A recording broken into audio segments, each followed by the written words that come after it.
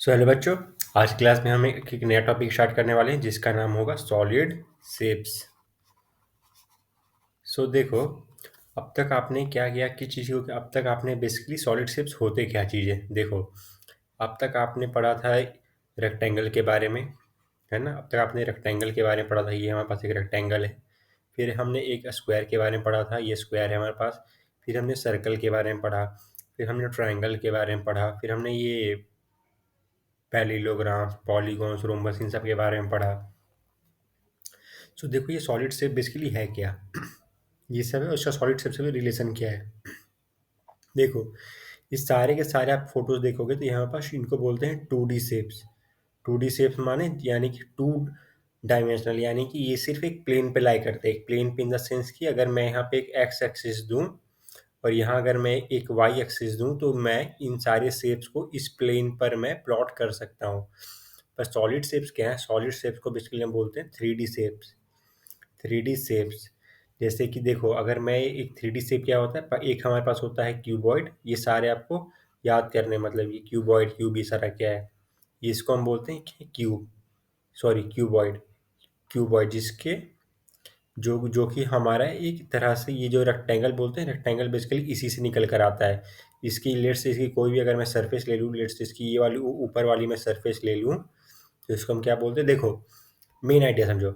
Main idea क्या है कि जब हम क्या बोलते थे, rectangular field, rectangular path, circular path, square kite, और ट्राइंगल्स हमें क्या दिखते थे, जैसे कि ट्राइंगल्स, ये विंडोज, इस तरह से करके हमें मिलते थे। और ये और ज़्यादा साइड्स वाले फिगर्स बेसिकली हमें जब नेचर में थोड़े कॉम्प्लेक्स फॉर्म में मिलते हैं। रेक्टेंगल को क्या बोलते हैं, रेक्टेंगुलर फील्ड, यानी कोई कोई भी फील्ड है, कोई मैदान है, उसका साइज क्या है, रेक्टेंगुलर है, उसका शेप रेक्टेंगुलर है। पर मैं बोलूँ कि अगर लेट से तुम्हारे पास कोई कॉपी है, जैसे कि देखो मेरे पास ये वाली यहाँ पे बुक है, तो क्या इस बुक का शेप क्यूबॉइडल है? क्यूबॉइडल है कि क्या ये एक 3D ऑब्जेक्ट है? अगर मैं इसे सरफेस की बात करूँ तो इसका सरफेस हो गया मेरे पास क्या चीज़, एक रेक्टेंगल। अच्छा, इसका सरफेस मेरे पास एक रेक्टेंगल आ गया। पर अगर मैं एज अ होल इस बुक को मैं ले लूँ तो क्या मैं बोलूँगा ये क्यूबॉइड है। इसकी एक एक लेंथ है, एक ब्रेथ है और एक थिकनेस है, मोटाई है। तो देख रहे हो, first dimension length, second dimension breadth and third dimension height, यानी कि थिकनेस, मोटाई। तो इसलिए इसलिए हम इनको बेसिकली 3D शेप्स बोलते थे। 3D शेप्स जिनके यानी कि 3 डायमेंशंस होते हैं। 3 डायमेंशंस कौन कौन से इनके हुए? पहला हमारे पास हुआ इनकी लेंथ, दूसरी हुई हमारे पास इनकी ब्रेथ, BREA, ब्रेथ, और तीसरी हमारे पास हो गई हाइट। हाइट या तो फिर थिकनेस बोल दो, थिकनेस।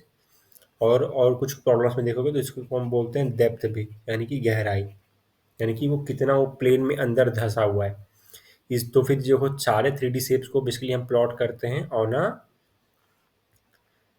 XYG graph. यानी कि देख रहे हो, एक तो मेरे पास देखो, अगर मैंने ये जी एक्सिस को हटा दिया तो एक मेरे पास क्या हो गया, सिर्फ ये वाला एक मेरे पास प्लेन हो गया। समझ गए?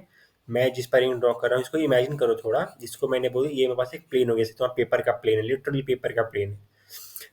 पर मैंने बोला कि यार मैंने ढेर सारे प्लेन को एक के ऊपर एक के ऊपर एक के ऊपर स्टैक कर दिया। अच्छा, और और स्टैक करते करते हमें इस तरह से एक तरह से उसकी ये गहराई आ गई, मतलब उसकी एक थिकनेस आ गई, उसको हम बोलेंगे जी एक्सिस पर।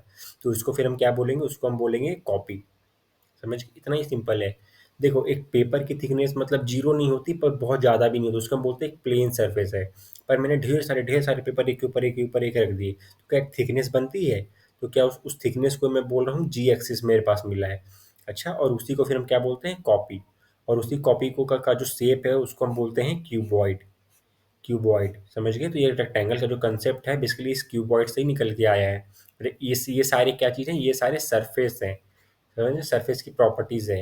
ये क्यूबॉइड हमारे पास क्या है, बेसिकली 3D मॉडल है किसी रियल लाइफ चीज का। समझे? किसी रियल, जैसे तुम्हारा कॉपी का एक ऑब्जेक्ट को अगर मैं मैथमेटिकल ऑब्जेक्ट में बोलूँ तो भाई वो मेरे पास एक क्यूबॉइड के फॉर्म में है, जिसकी एक लेंथ होगी, एक ब्रेथ होगी और एक, सॉरी, जिसकी एक लेंथ होगी, एक ब्रेथ होगी और उसकी एक ये वाली है थिकनेस होगी। थिकनेस यानी कि हाइट या कुछ भी बोल दो, एच हाइट, उसको हाइट थिकनेस सारा एक ही कंसेप्ट है। मतलब एक लेंथ होगी, एक देखो, लेंथ ब्रेथ कैसे मैं बोले, एक हो गई लेंथ और एक हो गई ब्रेथ।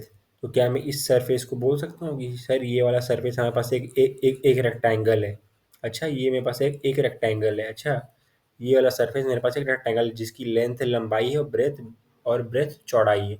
अब मैंने बोला ऐसे ढेर सारे रेक्टेंगल्स को मैंने बैक टू बैक एक दूसरे के पीछे रख दिया, उनकी एक थिकनेस बन गई, इस तरह से कर करके। इसी को मैं बोल रहा हूँ एच। इसी को मैं बोल रहा हूँ, ये जो पूरा मेरे पास फिर एक तैयार हुआ है, इसको हम बोलते हैं क्यूबॉइड। क्यूबॉइड, समझ गए। उसी तरह से सेम हमारे पास स्क्वायर के लिए भी होता है। अगर मैं एक दूसरे स्क्वायर के लिए हमारे पास क्या होता है, स्क्वायर के लिए हमारे पास होता है क्यूब। एक स्क्वायर यहाँ हुआ। अच्छा, एक स्क्वायर यहाँ हुआ और ये दोनों स्क्वायर को मैं इस तरह से जोड़ दूंगा, तो इनको हम क्या बोलेंगे, इसको हम बोलते हैं क्यूब। ठीक है। उस तरह से सर्कल का क्या होगा, देखो सर्कल का थोड़ा तुम लोग को ये सरप्राइजिंग मिलेगा। ये मेरे पास एक सर्कल हो गया जब मैंने इसको ऊपर से देखा। अच्छा, ये मेरे पास और मैंने ढेर सारे सर्कल एक ऊपर मैंने एक तरह से ये स्टैक कर दिए। ठीक है। तो मुझे क्या मिल जाएगा, मुझे एक तरह का इस तरह का शेप मिल जाएगा। मेरे पास कोई सर्कल है नहीं है, या मेरे पास मान लो कोई भी सर्कुलर ऑब्जेक्ट है। अच्छा, एक मान लो यहाँ पे इमेजिनरी मेरे पास एक सर्कुलर ऑब्जेक्ट है, या तो फिर अपने पेपर का तो जो पेपर है उस पर एक सर्कल काट लो, वो एक सर्कल आ गया। अब मैंने ढेर सारे सर्कल के नीचे मैंने सर्कल्स रख दिए। ठीक है।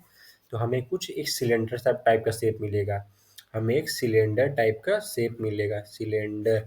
अच्छा, ढेर ढेर सारे सर्कल्स को मैंने एक दूसरे के ऊपर इस तरह से स्टैक कर दिया। अच्छा, तो हमें एक सिलेंडर मिलेगा।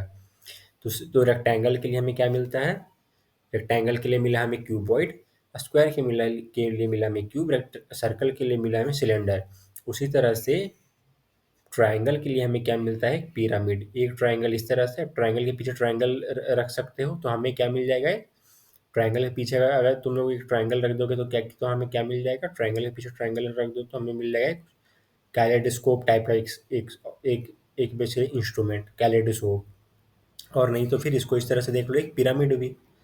एक ट्रायंगल मेरे पास ऐसे है, दूसरा ट्रायंगल मैंने ऐसे यहाँ पर रख दिया। ठीक है। और तीसरा ट्रायंगल मेरे पास इस फॉर्म में है।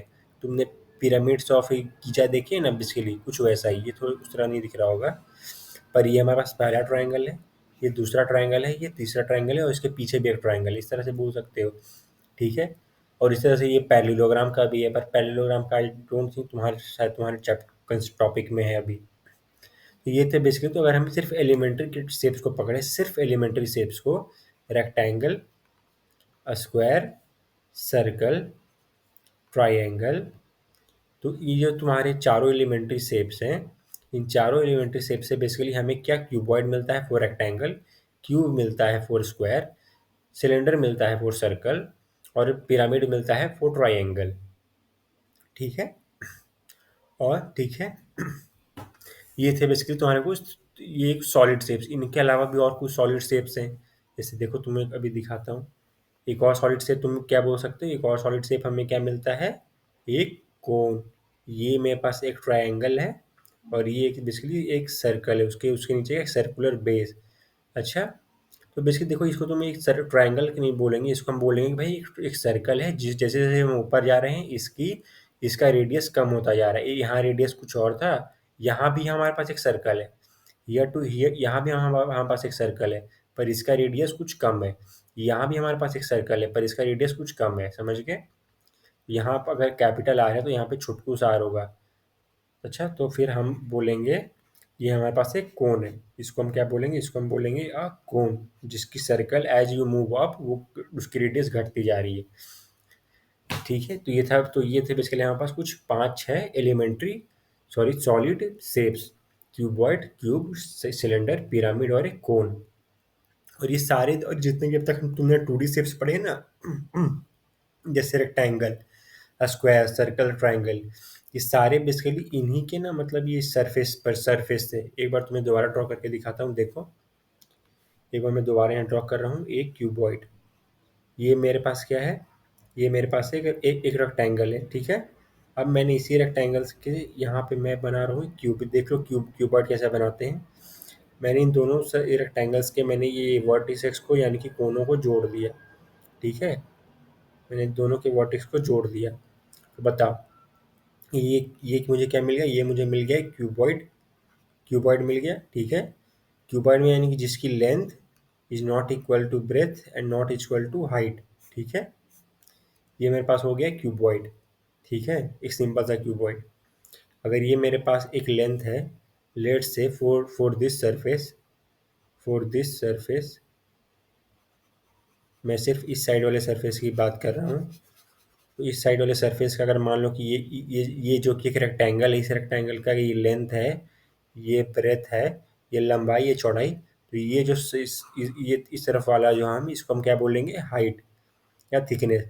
एक तरह से तुम समझ सकते हो कि ऐसे ढेर सारे रेक्टेंगल्स, इस तरह के ढेर सारे रेक्टेंगल्स हमने बैक टू बैक एक एक दूसरे के पीछे लगा दिए, ठीक है। उसी तरह से हमें ये थिकनेस मिलती चली गई। एक पेपर का प्लेन था, उसके पीछे पेपर के पीछे मुझे क्यूबॉइड मिल गया, है ना, एक कॉपी मिल गई। ये था basically cuboid for a rectangle. अच्छा, तो अब तो जितने भी तुम जो 2D शेप्स पढ़ते थे, बेसिकली वो 2D शेप्स इन्हीं का एक सरफेस लेकर पढ़ते थे। एक क्यूबॉइड का हमने एक सरफेस ले लिया, उसको हमने बोल दिया एक रेक्टेंगल। उसी तरह से अगर मैं यहाँ पर एक बनाऊँ, क्यूब। क्यूब तुम लोग पता है क्यूब कहाँ दिखते हैं? तुमने देखा होगा ये शुगर क्यूब्स करके एक मार्केट में आते हैं। शुगर क्यूब्स, आइस क्यूब्स, इस तरह से करके ये मेरे पास क्या बन गया, ये मेरे पास बन गया एक क्यूब, जिसको हम बोलेंगे क्यूब। जिसकी अगर मैं एक ये वाली सरफेस ले लूँ, लेट्स से इसका भी मैं यही वाला सरफेस ले लेता हूँ। तो अगर ये हमारी लेंथ है, ये भी हमारी लेंथ है, तो ये भी हमारी, इसकी भी चौड़ाई एक है, यानी कि L=L=, लेंथ। ये होगा क्यूब के लिए। तो इसी का अगर मैं सरफेस बाहर निकालूँ, तो इसी को हम बोलेंगे स्क्वायर। क्या बोलेंगे? स्क्वायर। तो देख रहे हो, जितने भी तुम 2D शेप्स पढ़ते थे, वो सारा बेसिकली इन्हीं सॉलिड शेप्स का बेसिकली एक तरह से वो था, उनके सरफेस का। अच्छा, उसी तरह से आप लोग ये सिलेंडर का भी निकाल सकते हो, पिरामिड का भी निकाल सकते हो, कोन का भी निकाल सकते हो। सो ये थे बेसिकली हमारे सॉलिड शेप्स। यहाँ अगर मैं एक टेबल बनाऊँ, तो मैं बोलूँगा क्यूबॉइड के लिए क्या था हमारे पास, रेक्टेंगल। क्यूब के लिए हमारे पास क्या चीज़ था, स्क्वायर। पिरामिड से हमारे पास क्या चीज़ था, ट्राइंगल। उसी तरह से यहाँ पर भी, सॉरी, यहाँ पर भी मेरे पास होगा एक सिलेंडर। के लिए क्या होगा, सिलेंडर के लिए मेरे पास होगा एक सर्कल। और कोई, और एक हमारे पास कोन है। कोन है हमारे पास एक ये, और एक कोन है हमारे पास। कोन है बेसिकली क्या, जिसका एक ऐसा सर्कल जिसका रेडियस है एज यू मूव डाउन बढ़ता जा रहा हो, ठीक है। एक से ऊपर सर्कल इतना सा था, नीचे गया इतना बड़ा, और नीचे आते जाते वो सर्कल बड़ा होता जा रहा है। समझ गए? तो इसको हम, तो फिर ये इसको हम प्योर सर्कल नहीं बोलेंगे ऑब्वियसली। फिर एक और तुम्हारे पास आएगा फ्रस्ट्रम। पर फ्रस्ट्रम में तुम्हें आप बाद में कभी पढ़ाऊंगा। अभी सिर्फ ये तुम पांचों, तुम ये पांचों आप लोग समझ लो, ये पांचों होता क्या है, और इनके ये सारे शेप्स। अगली क्लास में बेसिकली इनसे रिलेटेड हम कुछ टेक्निकल चीज़ें जानेंगे, जैसे कि इनकी लेंथ, ब्रेथ, इनका सरफेस एरिया, इनका वॉल्यूम, ये सारा कैसे कैलकुलेट करते हैं। सो आज की क्लास में इतना ही बच्चों, हम मिलेंगे अगली क्लास में। Thank you.